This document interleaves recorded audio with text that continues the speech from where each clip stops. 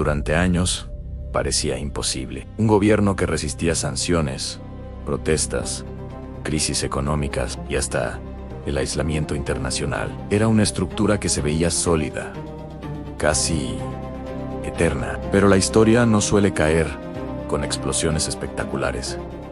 Cae en silencio, en decisiones pequeñas que se van sumando, en errores que se acumulan como grietas invisibles. El día que cayó Maduro, no comenzó con un gran anuncio en televisión. No empezó con un estruendo. Comenzó mucho antes, en la fatiga de la gente, en la lealtad que se desgastaba, en la paciencia que se agotaba.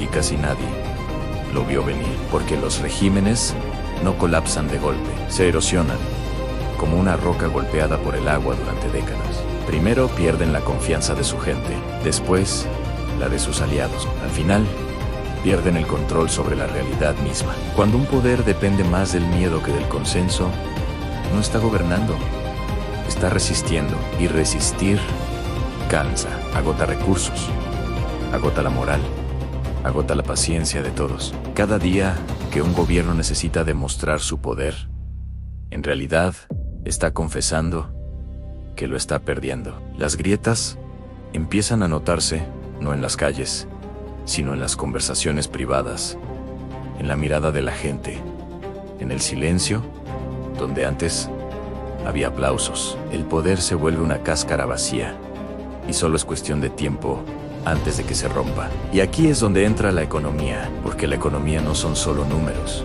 en una pantalla, es la paciencia social. Es el contrato invisible que une a un gobierno con sus ciudadanos. Cuando el dinero deja de alcanzar para lo básico, cuando el futuro deja de sentirse como una posibilidad real y se convierte en una simple lucha por sobrevivir al día siguiente, ese contrato se rompe, no de forma violenta, no siempre con protestas masivas, se rompe de forma irreversible y silenciosa. Es el momento en que la gente deja de creer en las promesas, deja de escuchar los discursos y empieza a buscar soluciones por su cuenta. La hiperinflación no solo destruye el valor de una moneda, destruye la confianza, la esperanza y la cohesión social. Un país puede aguantar mucho, pero no puede funcionar sin un horizonte. Cuando ese horizonte desaparece, la lealtad se evapora y el sistema empieza a colapsar desde adentro,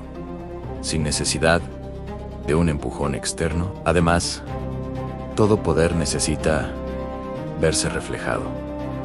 Cuando ese reflejo se distorsiona o desaparece por completo, cuando las elecciones son cuestionadas, cuando las calles se vacían o se llenan de protestas, el poder empieza a hablar solo. Se mira en un espejo roto que solo le devuelve una imagen fragmentada de sí mismo, y un poder que solo se escucha a sí mismo, que ignora la realidad y se encierra en su propia narrativa. Ya está fundamentalmente aislado. Puede que todavía controle los edificios y las armas, pero ha perdido la conexión con el país que pretende gobernar. Es el principio del fin, porque ningún líder puede gobernar en el vacío para siempre. Y eso nos lleva a la pregunta clave en América Latina: ¿quién sostiene las armas? Ningún cambio profundo en la región ocurre sin analizar el rol de las fuerzas militares, pero incluso la fuerza tiene sus límites, sobre todo cuando se enfrenta a un país entero que está agotado. La lealtad de los militares no es un cheque en blanco, no es eterna, es contextual, depende de las circunstancias, del bienestar de sus propias familias y de la viabilidad del proyecto nacional que se les pide defender. Cuando la crisis económica afecta también a los cuarteles, y cuando la orden es reprimir a un pueblo desarmado y desesperado, la lealtad empieza a fracturarse. No se trata de una traición repentina, sino de un cálculo pragmático. Sostener a un gobierno que se hunde puede significar hundirse con él. Y en ese momento, la opción de no actuar, de quedarse al margen, se convierte en la forma más poderosa de acción. Tampoco podemos olvidar la presión internacional, pero no fueron solo las sanciones económicas o los discursos en foros diplomáticos los que marcaron la diferencia. Fue algo más sutil, el cierre progresivo y metódico de todas las opciones. Fue una estrategia de asfixia diplomática y financiera. Cuando negociar ya no sirve para comprar tiempo y resistir ya no garantiza la estabilidad, la salida empieza a cambiar de forma. Deja de ser una opción y se convierte en una necesidad. Cada puerta que se cerraba en el exterior, cada cuenta que se congelaba, cada aliado que se distanciaba, reducía el espacio de maniobra del gobierno hasta dejarlo sin aire. La presión funcionó no por ser un golpe único y devastador, sino por ser constante, coordinada y sobre todo, por dejar claro que no había vuelta atrás. Así llegamos al día en que todo cambió. El día en que cayó Maduro no fue épico como en las películas.